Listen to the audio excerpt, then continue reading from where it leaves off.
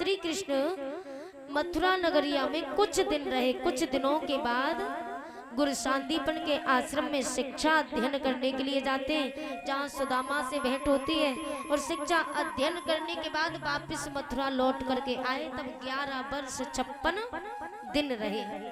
तब वो द्वारका के लिए जाते हैं। भगवान कंस का वध करने के बाद भगवान शिक्षा अध्ययन करने के लिए गुरु शांतिपन के आश्रम में गए। वहां जाकर के देखा तो वहां सुदामा जी से भेंट होती है। सुदामा और भगवान श्री कृष्ण दोनों की भेंट आपस में हुई तो दोनों की मित्रता हो जाती है। एक दिन गुरु माता ने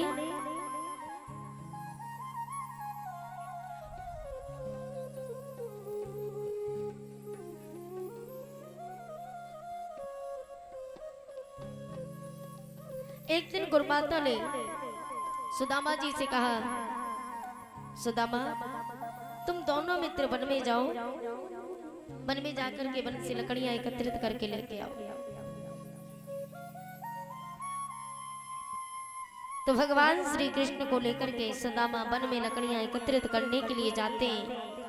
तो गुरु माता ने सुदामा को पास में बुलाया और सुदामा को पास में बुला करके कहा, जवाब दिया कि ये जो थोड़े से चने हैं, ये थोड़े से चने तुम लेकर के वन में जाओ। वन में तुम दोनों भाइयों को यदि भूख लगे तो दोनों मित्र मिलकर के थोड़े थोड़े चने बांट करके खा लेना। सुदामा जी ने कहा ठीक है।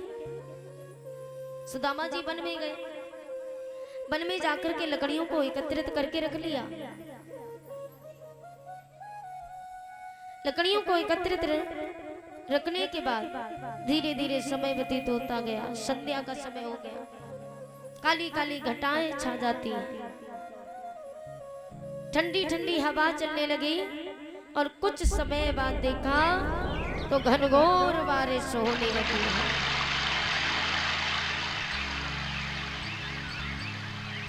घनघोर बारिश होने के बाद दोनों मित्रों को ठंड लगने लगी। भगवान श्री कृष्ण और सुदामा को जिस समय ठंड सताने लगी, ठंड लगने लगी, तो भगवान कन्हैया ने क्या किया, पेड़ के तले दोनों कुमार सर्दी से सिकुड़े जाते हैं, ठंडी हवा के झोंकों से दुखियारे कांपे जाते हैं। जो चना सुदामा बांधे था वो मनमोहन को दिए नहीं, धीरे धीरे चावन लागे प्रभु से व्यवहार किया नहीं। सुदामा जी वो थोड़े से चने जो लाए थे अकेले खाने लगे। भगवान ने कहा, मित्र सुदामा क्या कर रहे हो, मुझे भी दो ना, बहुत तेजी से भूख लगी है। सुदामा ने कहा, प्रभु मैं कुछ नहीं खा रहा, अरे सर्दी के कारण मेरे दांत कटकट हो रहे हैं। तो सुदामा की बात सुन करके भगवान श्री कृष्ण कहने लगे, झूठ क्यों बोलते हो। तो कहते ना, कुछ व्यास कहते हैं कि सुदामा को श्राप भगवान श्री कृष्ण ने दिया, कोई कहता है कि गुरुमाता ने दिया। अच्छा जरा सोचिए, थोड़े से चने की खातिर भगवान श्री कृष्ण अपने बचपन के मित्र को क्या इतना बड़ा श्राप दे सकते, और वो भी खाने पीने के पीछे? नहीं दे सकते ना।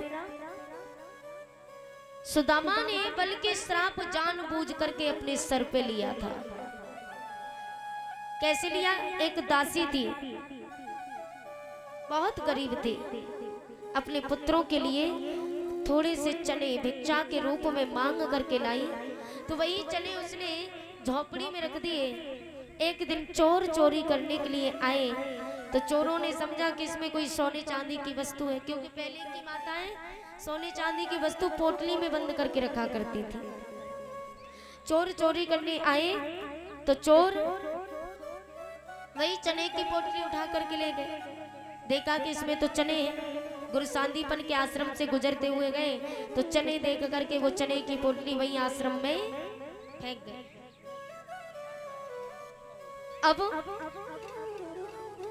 इधर गुरु माता इधर दासी ने श्राप दे दिया कि मैं इतनी गरीब हूं, मैं अपनी संतानों के लिए चने मांग करके लाई, लेकिन न जाने कौन दुष्ट ले गया। मैं ये श्राप देती हूँ कि जो भी वो चने खाएगा वो निर्धन हो जाएगा। ये श्राप दे दिया। सुबह गुरु माता ने झाड़ू लगाया आश्रम में। आश्रम में झाड़ू लगा रही थी तो झाड़ू लगाते समय वही चने की पोटली मिली, तो वही चने गुरु माता ने सुदामा को दिए। तब कहा कि दोनों मित्र वन में मिल करके खा लेना। सुदामा बहुत बड़े ज्ञानी भी थे। सुदामा ने जैसी पोटली हाथ में पकड़ी, क्योंकि जो ज्ञानी लोग होते हैं ना, जिन्हें आत्मज्ञान होता है, वो स्वयं जान जाते हैं आत्मशक्ति से। तो सुदामा ने चने की पोटली जैसे ही हाथ में पकड़ी, उन्हें एकदम से झटका लगा और उन्होंने आत्मज्ञान से देखा तो समझ में आ गया ये चने श्रापित हैं। तो सुदामा सोच रहे थे कि यदि ये चने भगवान श्री कृष्ण ने खा लिए, सारी दुनिया इनसे झोली फैला करके भीख मांगती है, और जब यही दुनिया वालों से भीख मांगेंगे तो भगवान मेरे भक्त में क्या फर्क रह जाएगा। इसलिए सुदामा जी ने वो चने स्वयं अपने सर ले लिए। अगर मैंने नहीं खाए तो मेरी जगह कोई दुखिया खा लेगा तो उस पर क्या बीतेगी। इसलिए सुदामा ने वो श्राप अपने ऊपर ले लिया। धन्य है सुदामा। मित्र हो तो कृष्ण और सुदामा की तरह। ऐसे नहीं कि आजकल के मित्र तो होते हैं लेकिन दगाबाज होते हैं।